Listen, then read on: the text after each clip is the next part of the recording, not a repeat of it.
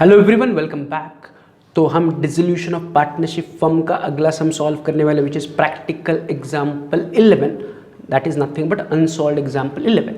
क्या कह रहे हैं, पहले बैलेंस शीट पढ़ते हैं, उन्होंने क्या कहा है, शुरुआत करते हैं पढ़ने से, फिर फॉर्मेट रेडी करते हैं, सॉल्व करते हैं। Again it is all partner dissolve या ऑल पार्टनर इंसॉल्वेंसी का सम है, राइट।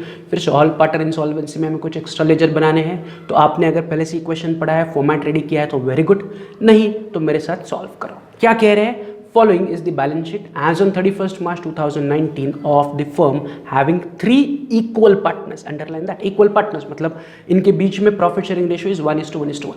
कौन कौन पार्टनर है, प्रीति, प्रिया एंड प्राची। तो Preeti, Priya, Prachi are equal partner, means 1:1:1 is there profit sharing ratio. उनकी बैलेंस शीट आपको दी है, capital Preeti, Priya, Prachi, trade creditors, loan जैसे कल था वैसे आज भी है लोन, बट ब्रैकेट में कहा है सिक्योर्ड बाय स्टॉक।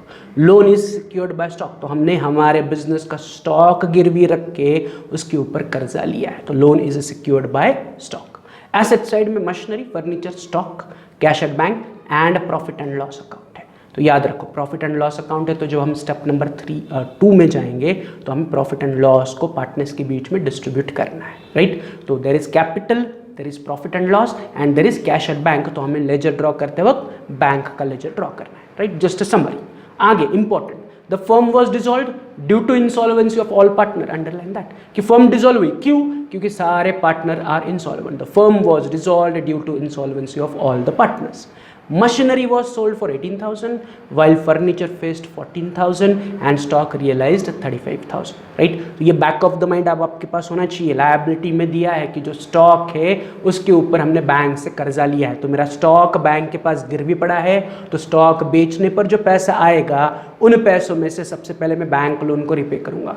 तो जब हम स्टेप नंबर 6 में एसेट्स बेचेंगे तो ये एक्स्ट्रा काम हमें करना है, keep this in mind, because loan is secured on stock. तो स्टॉक बेच के जो पैसा आएगा उसमें से कुछ पैसा हमें बैंक लोन को पे करना है या लोन को पे करना है, राइट। वही तो स्टॉक से 35,000 आए। आगे realization expenses amounted to 2,000, simple, realization का खर्चा 2,000 रुपया है। आगे nothing could be recovered from Priya and Prachi, Priya Prachi के प्रॉपर्टी से कुछ भी पैसा नहीं आया, बोथ और इंसॉल्वेंट, या ये तीनों इंसॉल्वेंट है। प्रिया प्राची की आपने प्राइवेट एस्टेट बेची लेकिन उससे आपको पैसा नहीं मिला, but 3,400 could be collected from Preeti's private estate. Priya Prachi से कुछ पैसा नहीं मिला लेकिन प्रीति के प्राइवेट एस्टेट से 3,400 रुपये आपको मिले, राइट। तो टू समराइज, अगर आप नीचे देखोगे तो उन्होंने 1 2 3 4 एडजस्टमेंट नहीं दिया, बट अगर आप सेग्रीगेट करने जाए तो देयर आर 3 एडजस्टमेंट। एक कि एसेट्स बेची जिसमें आपने मशीनरी, फर्नीचर, स्टॉक बेचा। दूसरा adjustment is about realisation expenses and तीसरा एडजस्टमेंट इज कि प्रिया प्राची से कुछ भी पैसा नहीं आया, तो एक्चुअली एडजस्टमेंट नहीं बनता है, इन्फॉर्मेशन है, बट प्रीति से हमने 3,400 रुपये रिकवर किए, या प्रीति के प्राइवेट प्रॉपर्टी से 3,400 रुपये रिकवर किए। So this are the 3 point और 3 adjustment which we can take away from the paragraph given below the balance sheet, right. अब हमें करना क्या है, तो उन्होंने कहीं पर कुछ कहा है क्या, कुछ नहीं कहा है, बट हम हमारे मन से हमें पता है कि क्या ड्रॉ करना है, यस और नो। उन्होंने नहीं कहा है, या यहाँ पर अगर दिख नहीं रहा है बट टेक्स्ट बुक में है तो उस प्रकार से देखो कि हमें नेसेसरी लेजर अकाउंट्स बनाना। All partner are insolvent, dissolution है, तो डिसोल्यूशन के लिए हमें नेसेसरी लेजर अकाउंट्स बनाने पड़ेंगे। कौन से 3 तो कंपलसरी हम बनाते हैं, वो तो बनाएंगे, realisation account, partners capital account, bank account, because cash at bank है तो हमें बैंक अकाउंट ड्रॉ करना है। उसके साथ साथ हमारे सर के ऊपर जितना भी कर्जा है, पार्टनर कैपिटल, पार्टनर लोन को छोड़ के, तो लायबिलिटी में चेक करो, पार्टनर कैपिटल चला गया, there is no partner loan, तो पार्टनर कैपिटल, पार्टनर लोन को छोड़ के मेरे पास ट्रेड क्रेडिटर है एंड लोन है, राइट। तो इन दोनों का मुझे लेजर बनाना है, मतलब realisation account, partner capital, bank account, उसके बाद trade creditors account, loan account as per liability, and आखिरी अकाउंट मुझे कंपलसरी बनाना पड़ेगा डेफिशिएंसी अकाउंट। तो फिर से मुझे 6 लेजर ड्रॉ करने हैं, सेम लाइक यस्टरडे जो हमने कल वाले लेक्चर में सॉल्व किया था, वही कि मुझे 6 लेजर्स ड्रॉ करने हैं, realisation account, partners capital account, bank account, trade creditors account, loan account and deficiency account, right. तो मैं आ रहा हूँ ऑन द फर्स्ट पेज, मैं ड्रॉ कर रहा हूँ रियलाइजेशन अकाउंट, ऊपर in the books of Preeti, Priya and Prachi, realisation account थोड़ा सा बड़ा, एंड नीचे पार्टनर्स कैपिटल जिसमें 3 कॉलम बना रहा हूँ प्रीति, प्रिया एंड प्राची के लिए।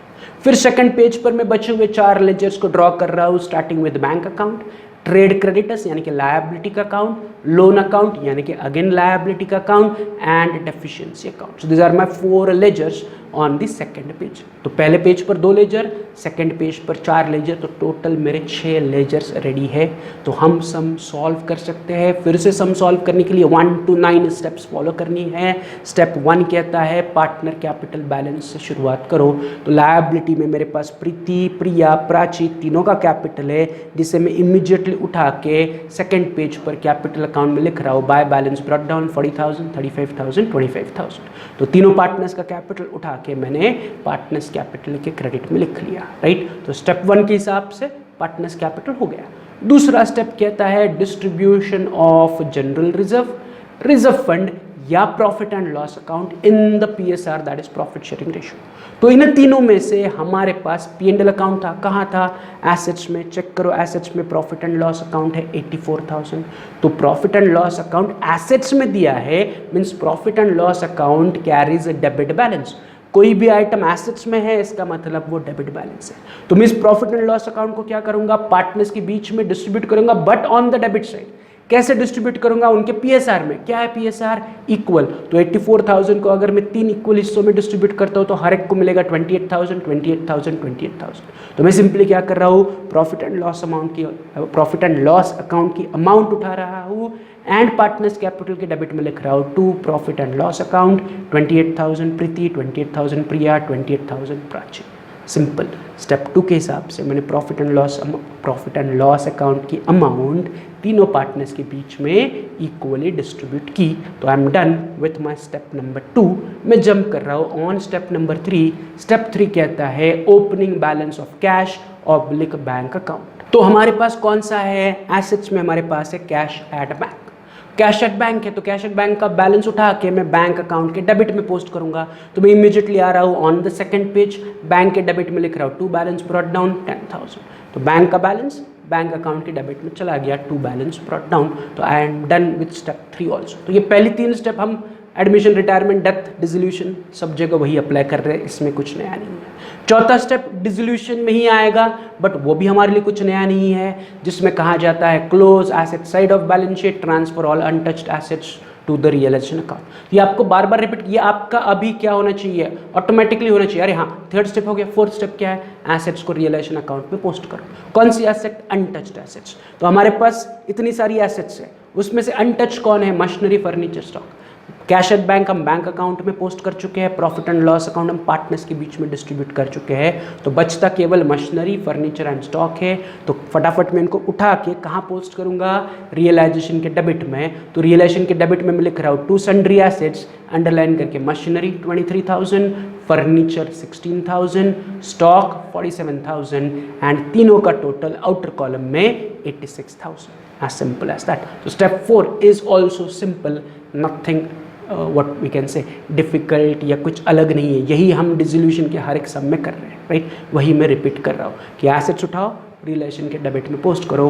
We are done with that step, that is step number 4. Step 5 क्या कहता है? स्टेप 5 कहता है close liability side, right, and उन लायबिलिटीज को क्या करो? उनके रिस्पेक्टिव अकाउंट के क्रेडिट में पोस्ट करो.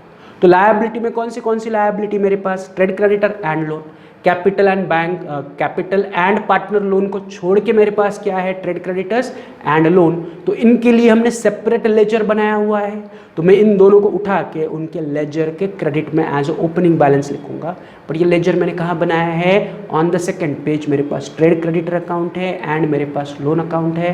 तो ट्रेड क्रेडिटर्स का बैलेंस उठा के मैं ट्रेड क्रेडिटर के क्रेडिट में लिख रहा हूँ. By balance brought down 50,000.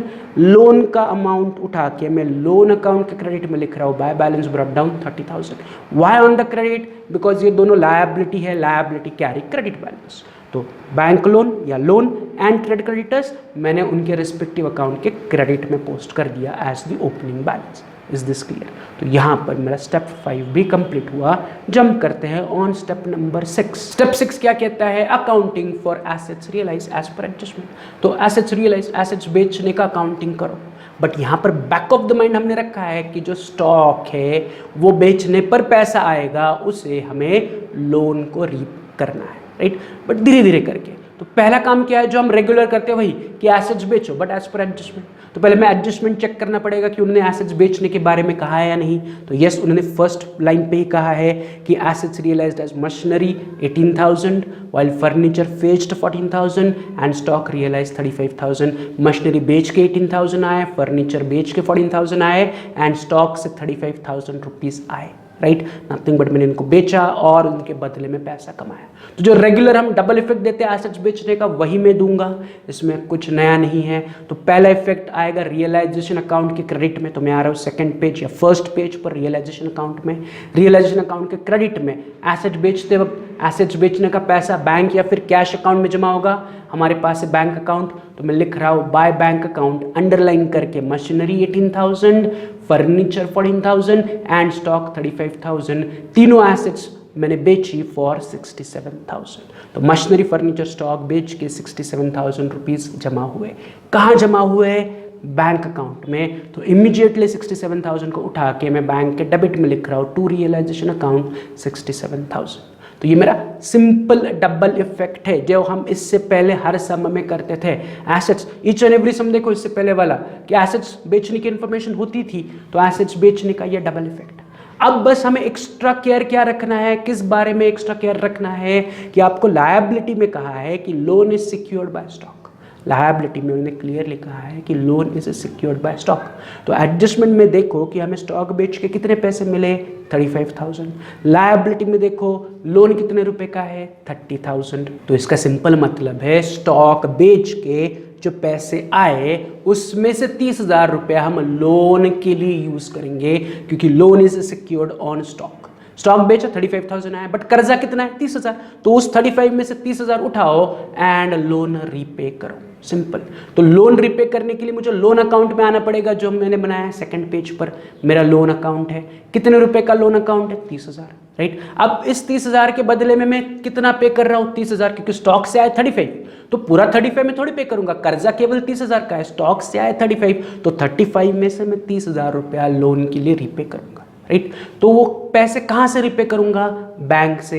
Bank से पैसा जाएगा एंड लोन को मिलेगा। तो यहाँ पर फिर से डबल इफेक्ट होगा। This is the additional part we are solving in this question, क्योंकि उन्हें लायबिलिटी में कहा है कि loan is secured by stock. मतलब स्टॉक बेचने पर जो पैसा आएगा वो तो ऑलरेडी हमने ले लिया। वो पैसा कहाँ पर लिखा है हमने? बैंक हमें लिखा है ना, एसेट्स बेचे पैसा जमा करके बैंक के डेबिट में लिखा है। अब उन्हीं पैसों में से 30,000 उठाओ एंड लोन को पे करो। तो पहला इफेक्ट में दे रहा हूँ बैंक अकाउंट के क्रेडिट में as by loan account 30,000 and उसका सेकंड इफेक्ट में उठा के लिख रहा हूँ लोन अकाउंट के डेबिट में टू बैंक अकाउंट 30,000।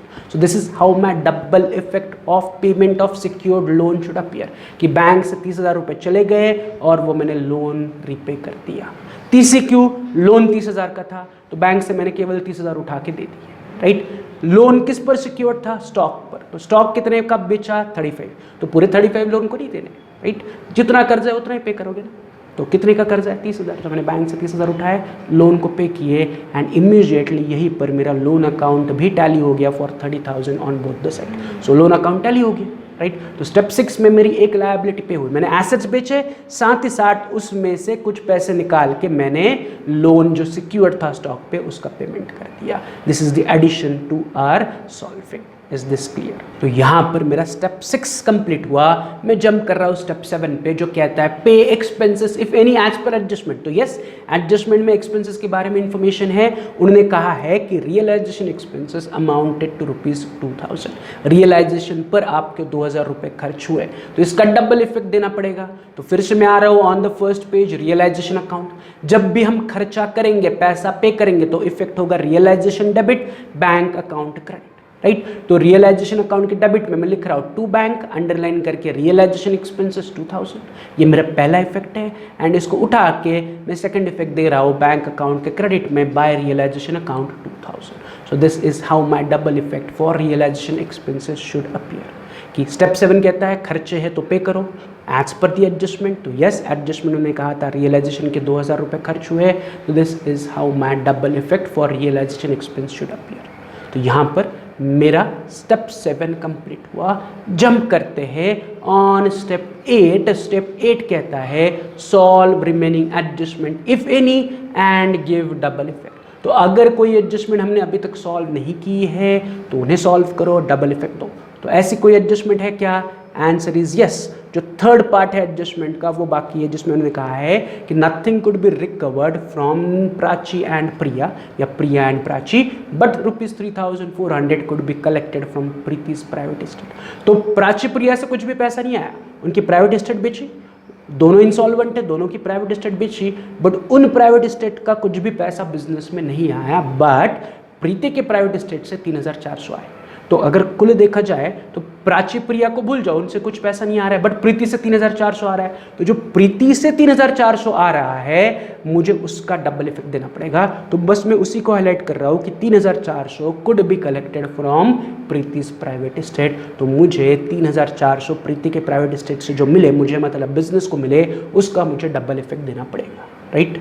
तो डबल इफेक्ट क्या होगा कि प्रीति की प्राइवेट एस्टेट बेची, पैसे आए, तो पैसे कहाँ जमा होंगे? बैंक अकाउंट में। तो इसका पहला इफेक्ट आएगा बैंक अकाउंट में, एंड दूसरा इफेक्ट आएगा ऑन प्रीति जो देने वाली है प्रीति कैपिटल के क्रेडिट में। तो एक एक करके सॉल्व करते हैं। पहला इफेक्ट बैंक डेबिट, तो मैं बैंक के डेबिट में लिख रहा हूँ टू प्रीति's कैपिटल 3,400, एंड इमीडिएटली इसका सेकंड इफेक्ट में दे रहा हूँ पार्टनर्स कैपिटल के क्रेडिट में by bank account 3,400। Simple double effect, right. कि प्रीति की प्राइवेट एस्टेट बेची, 3,400 रुपए बिजनेस में आए, तो बिजनेस में आए मतलब बैंक में पैसे जमा हुए, कितने?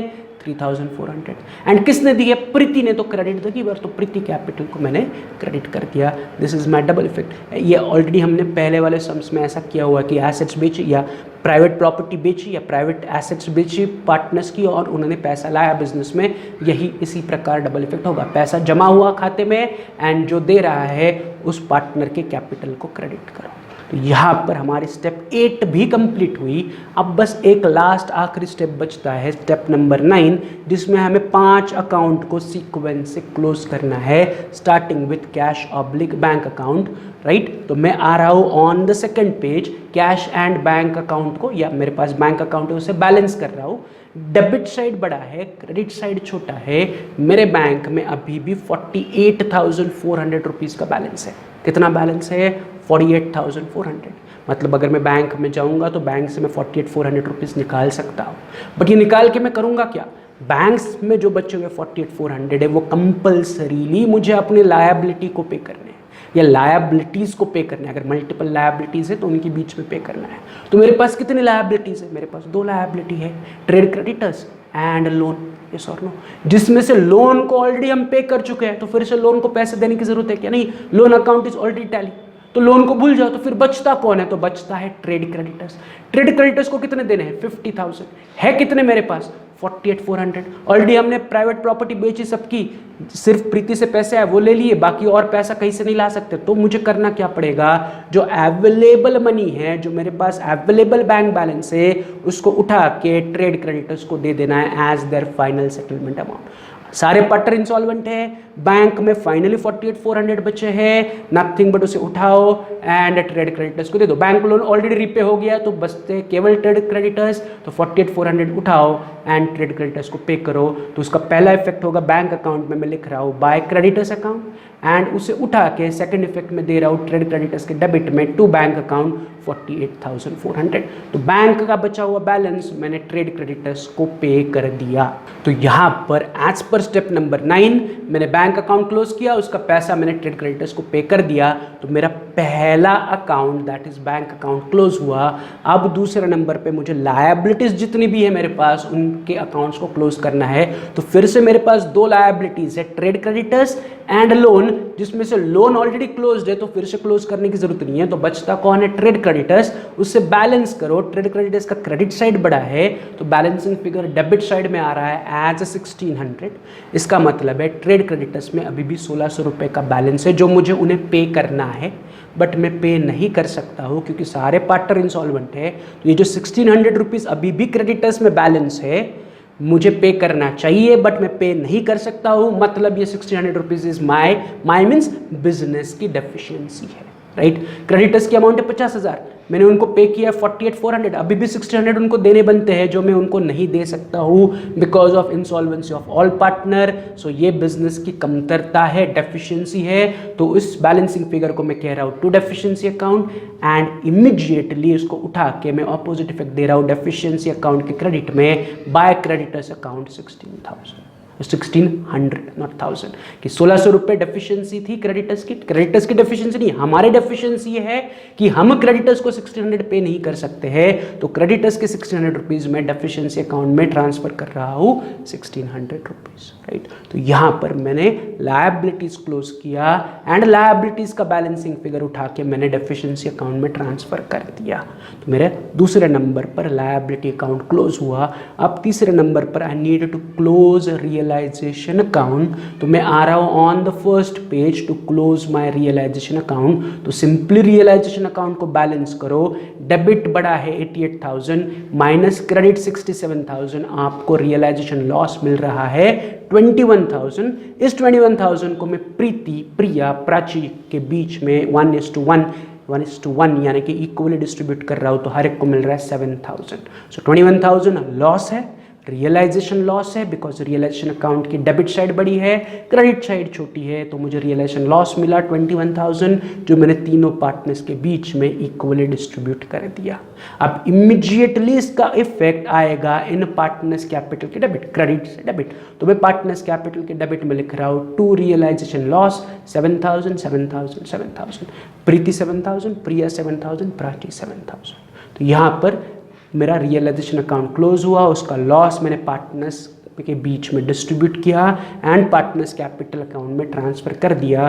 तो स्टेप 9 के हिसाब से तीसरे नंबर पर मैंने रियलाइजेशन अकाउंट क्लोज किया। अब चौथे नंबर पर मुझे क्लोज करना है पार्टनर्स कैपिटल अकाउंट। तो सिंपली मैं पार्टनर्स कैपिटल अकाउंट को बैलेंस कर रहा हूँ।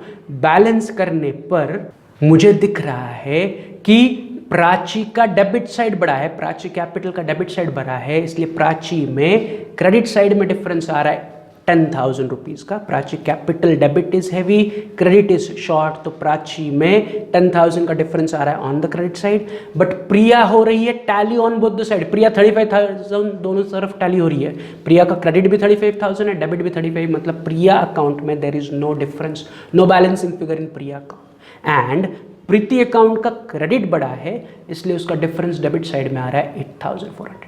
तो प्राची का डिफरेंस आ रहा है on the credit side 10,000 and Preeti का डिफरेंस आ रहा है ऑन द डेबिट साइड 8,400। इन दोनों डिफरेंसेस को हम कहाँ ट्रांसफर करेंगे? बड़ा ऑब्वियस, एक ही अकाउंट बचा है deficiency account. At the end partners capital का difference transfer to the deficiency account when all partner are insolvent. तो जो 8,400 बचे हैं उसके आगे मैं लिख रहा हूँ टू डेफिशिएंसी अकाउंट, एंड जो प्राची के 10,000 रुपये बचे हैं उसके पीछे मैं लिख रहा हूँ बाय डेफिशिएंसी अकाउंट, राइट। अब इन दोनों का मुझे सेकंड इफेक्ट देना पड़ेगा इन डेफिशिएंसी अकाउंट। तो मैं आ रहा हूँ on the second page deficiency account में। प्रीति के जो डेबिट में दिख रहे 8,400 डेफिशिएंसी उठा के मैं डेफिशिएंसी के क्रेडिट में पोस्ट कर रहा हूँ बाय प्रीति's कैपिटल 8,400 एंड प्राची के जो क्रेडिट साइड में 10,000 इसको उठा के मैं डेफिशिएंसी के डेबिट में पोस्ट कर रहा हूँ टू प्राची's कैपिटल 10,000। तो एज पर स्टेप 9 मैंने चौथे नंबर पर पार्टनर्स कैपिटल अकाउंट क्लोज किया, उनका डिफरेंसेस मैंने डेफिशिएंसी अकाउंट में पोस्ट किया। क्रॉस इफेक्ट, जो डेबिट में था वो डेफिशिएंसी के क्रेडिट में आया, जो क्रेडिट में था वो डेफिशिएंसी के डेबिट में आया। एंड अब फाइनली मुझे 5वें नंबर पर डेफिशिएंसी अकाउंट को टैली करना है। कौन से अकाउंट को टैली करना है? Deficiency account should get tally automatically. तो डेफिशिएंसी के क्रेडिट में 2 एंट्रीज है, उसकी टोटल करोगे तो 10,000 है, डेबिट में एक ही एंट्री है which is 10,000। So my deficiency account is getting tallied, मतलब हमने जो सम सॉल्व किया है इज एब्सोल्युटली करेक्ट। तो यहाँ पर हमारा प्रैक्टिकल एग्जाम्पल 11 टैली हो गया। कल आने के बाद हम प्रैक्टिकल एग्जाम्पल 10 सॉल्व करने वाले हैं। कौन सा? Practical example 10। तो सब लोग उसे पढ़ के उसका फॉर्मेट रेडी करके रखो। बस इतना ही आपका कल का टास्क है, प्लस कल वाला सम और आज वाला सम जो हमने यहाँ पर डिस्कस किया उसे रिवाइज करो। चलो, तो आज के लिए इतना ही। Have a good day, see you, bye.